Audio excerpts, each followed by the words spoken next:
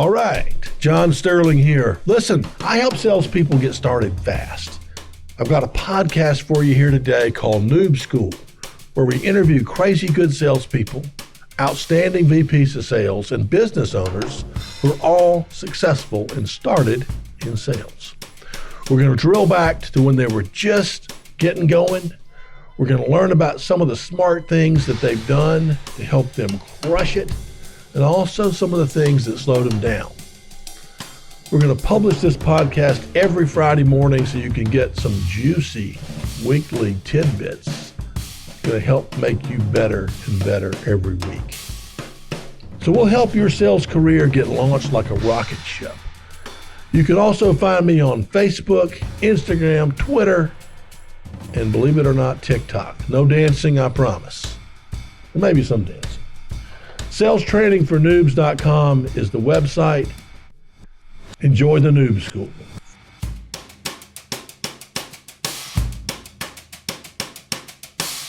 All right, today, we're going to tell you a little story about the 3-foot rule. 3-foot rule. So you may have heard of it before. I think we've done one video on it before, but just a relatively new story I want to share with you. So the 3-foot rule is this. If you're in sales, particularly if you're in sales, but any kind of biz dev, anything you're doing where you want to meet people and find opportunities, 3-foot rule says if you come within 3 feet of somebody, and it doesn't feel weird, just to say, hey, how are you? I'm John. What's your name? I'm Frank. Yeah, Frank. Cool. What do you do?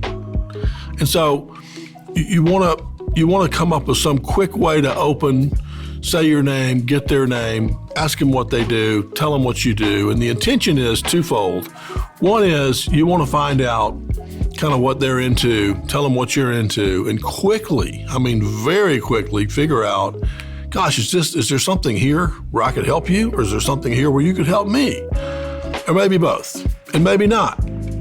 But you do, you can imagine sometimes if you're in business, you walk by an awful lot of people where you could help them and you'll never know because they're gone, right? They're gone. So it's just a very innocuous way of just making quick contact. You could also, instead of just asking their name, you could say, do you know where this train's going, or which way is it to Copenhagen, or where can I get a beer around here? You can say anything that you're comfortable saying just to start up a quick conversation. And again, we're not talking about monopolizing the person for 5 or 10 minutes. Just quick, hey, I'm John. What's your name? What do you do? What are you here for? This is what I do. Gosh, maybe we can help each other. Nice to meet you. See you later. So we do that for 2 reasons. One, again, is there might actually be something there where we can help them. The other reason is to practice. And this is the part that took me a second to understand before I started doing it, is if you do that 5 times in a row, or maybe 6 times, 7 times, 8 times, you get good at it. You get where it's very comfortable for you, and it's very comfortable for the person you're doing it with. You can imagine the first time you do it, you might come off a little awkward, but if you've done it 10 times or 50 times or hundreds of times like I have, it's just very normal. It's like, hey, Frank, what's going on? Yeah, sure. Yeah, I'm John. John, what are you doing here? What are you up to? What are you into? What do y'all do? What business are you with? You can get where it's very comfortable, but when you do run across that right person, like I'll tell you a story in a minute about me running across the right person, but when you run across the right person that is in fact the $1 million customer who does need your stuff, then you want to have your act together. You don't want to be stumbling and bumbling, when you are talking to the right person. So when you do, let's just say it takes you 20 times. On the 20th time, you're talking to that person, and it turns out they do, in fact, need your product. And they do, in fact, have a budget. They're delighted that they met you, and they'd love to exchange numbers. You want to come across as someone who's, very comfortable in this quick kind of almost a cold call situation. So that's why you do it. It might be a match, and also you want to practice, and it's just good for your skills in general. But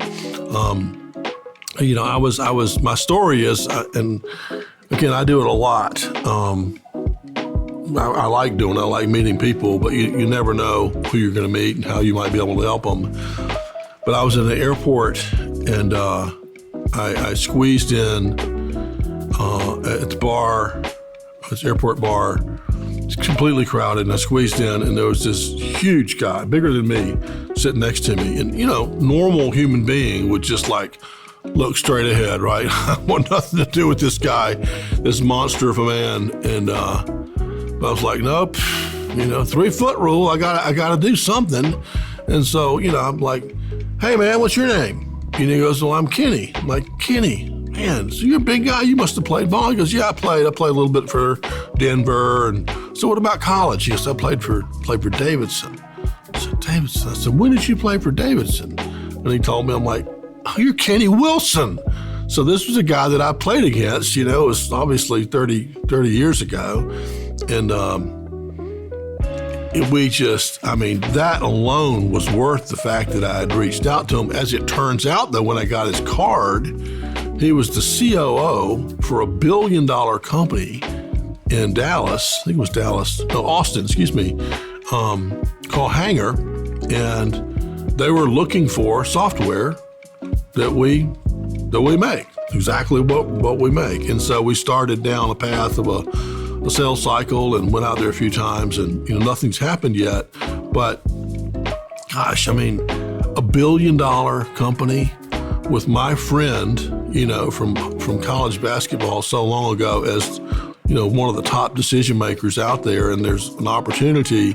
It could have easily gone by if I just would have just looked straight ahead like almost everyone does, or looked at my phone, right? Looked at my phone the whole time. So anyway, that's the kind of thing that can happen. And again, you have to be careful. You don't want to, go up to every lunatic or crazy person you see and do that. But,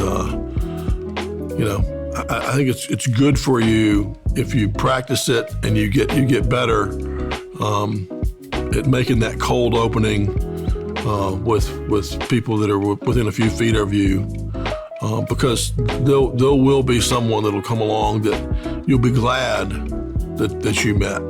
So remember the 3-foot rule. Try it out, and trust that you will get better and better at it the more you do it. So 3-foot rule. Go get them.